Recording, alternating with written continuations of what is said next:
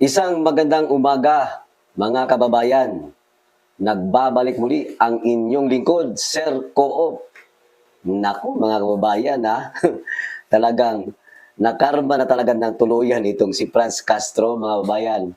Matapos, no, magpalabas ng statement, no, itong tagalungsod ng Taguig, mga kababayan, hinggil doon sa kanyang mga pinagsasabi doon sa loob ng Kongreso at sa Tuadcom. Isipin niyo, mga kababayan, kung ano-ano kasing sinasabi na meron daw pamamaril doon mismo sa may BGC at siya daw ay hinila ng kanyang mga kasama, pinadapa, pinayuko, at kung ano-ano pang mga sinasabi niya doon sa hearing nila. Abay, nasupla po, bestado.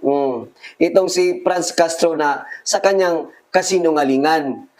O mantakin niyo, ha, nilaglag ng sarili niyang driver itong si Representative Franz Castro ng Alliance of Concerned Teachers. Oy, wag nating idamay dito ang mga guro, ha, ang mga teachers, ha, kasi non-partisan po sila.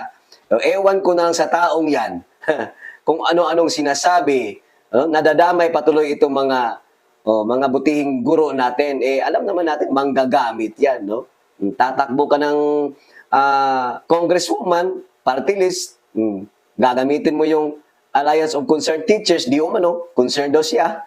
Ngayon, wag po nating idamay, no? Kasi non-partisan po yung mga teachers na yan. Dito tayo mag-focus kay Franz Castro. At ang tanong ko lang, Mr. Chair, akala ko ba mayroon tayong oath-taking dyan? Akala ko ba naka-oath yan na kung saan magsasabi lamang ng pawang katotohanan at hindi yung fake news o fake statement? Eto, basahin natin, ha. Ito po yung nagmula, no? Statement po ito sa lungsod ng Taguig, mga kababayan. Basahin ko lang. Ito po, ito. Pambihira naman kasi itong si idol natin na walang ibang ginawa kung hindi panlilin lang. Sa bagay, sanay man sila dyan. Alam niyo po, pag once makabayan black ka, aktivista yan. Eto, basahin ko. The City of Taguig nais pasagutin si Franz Castro dahil, no, sa fake statement nito na may nagpaputok daw ng baril dyan sa BGC. Ito po yung statement, no, sa Taguig mismo, sa lungsod ng Taguig, mga kababayan, ha? Okay, ito na po. The City of Taguig would like to clarify that there was no shooting incident in Bonifacio Global City or BGC, Barangay 4 Bonifacio on the evening of December 11, 2024. Ito na nga yun, no? Talagang tuloy-tuloy talaga itong Carmelacious na karma-karma ni, alam niyo yun, ni Franz Castro, ha? Sinungaling kasi, no? Bira mo, nasa hearing pa yun, ha? Kumukuha kasi ng simpatya ba? Akala siguro nila, hindi siya susuplakin nitong taga-lungsod ng Taguig. As reported by Honorable Franz Castro during the 13th Public Committee hearing of the House of Quadcom. Isipin nyo yan, mga bayan, ha? Nasa loob ka pa ng Quadcom hearing. Tapos isisingit mo na kung saan, kayo, mahilig kayong, no? Mga ano ng mga resource person ninyo, yung mga guest nyo dyan, yung iniimbitahan ninyo, kailangan, bago mag-umpisa, manunumpa talaga, mag-o-taking sila, no? Pawang katotohanan naman at walang kasinungalingan, kasuningalingan. Pero bakit? Ikaw na mismo, ang congressman, membro ng Tuadcom, abay ikaw pa yung maglabag, lalabagin mo pa yung batas ng sarili niyong Tuadcom. Dito natin makikita, mga bayan, na wala talaga wala talagang kadala-dala ng kasinungalingan. Itong representative ng ACT, mga bayan, tuloy tayo. Upon verification with Honorable Castro's driver, Mr. Jeffrey Atun, he clarified that the incident transpired along Makati Avenue. Ay naku naman, itong si Franz Castro, nasa bandang Makati naman pala yung sinasabi mong insidente ng pamamaril, no? Bakit ang sinasabi mo sa may BGC? Ayan tuloy, nagkaroon tuloy ng misunderstanding, misinformation, nagkaroon ng komosyon. Kasi, no, fake news yung ibinabalita mo. Nandyan ka pa sa hearing ng Tuadcom. Oh, Diyos ko Lord. Tuloy tayo. He clarified that the incident transpired, ulitin ko lang, along Makati Avenue, which is within the jurisdiction of Makati City. Nako po, hindi Taguig. Agoy, agoy, agoy, agoy. Moreover, Taguig's Police Substation commanders, the BGC State Association, and Mega World security officers all confirmed that no such incident occurred in BGC on that date.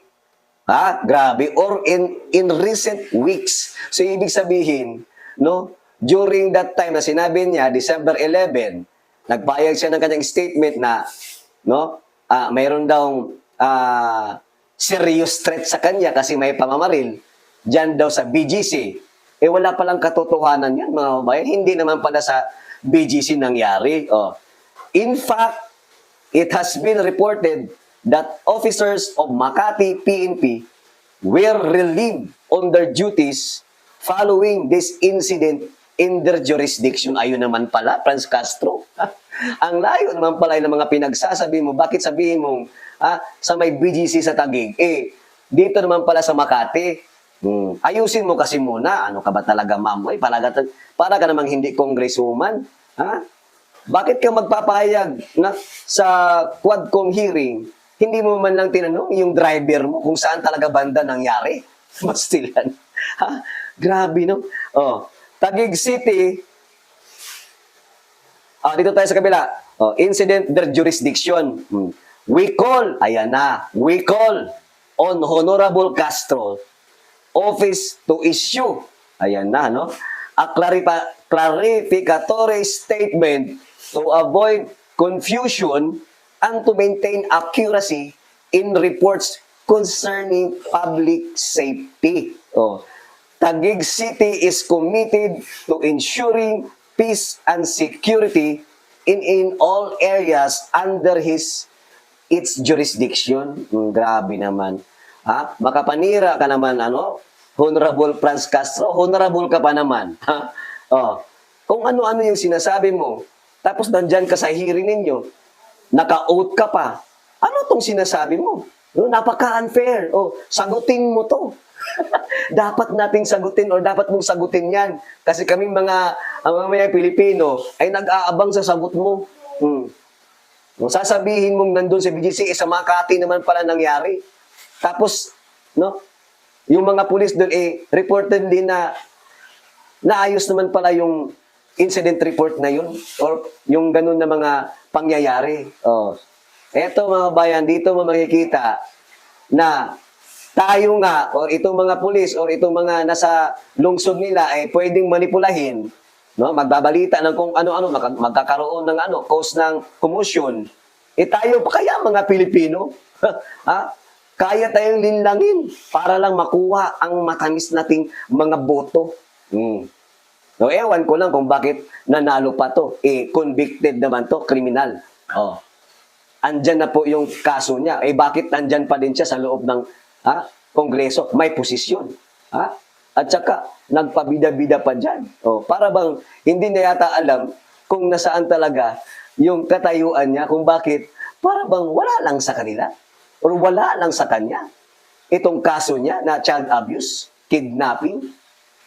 Hanggang dito na lang mga kabayan na, wala na talaga sa wisyo itong idol ng mga, alam mo, yung makakaliwang grupo. Hanggang dito na lang mga kabayan, maraming salamat sa inyo and God bless us all.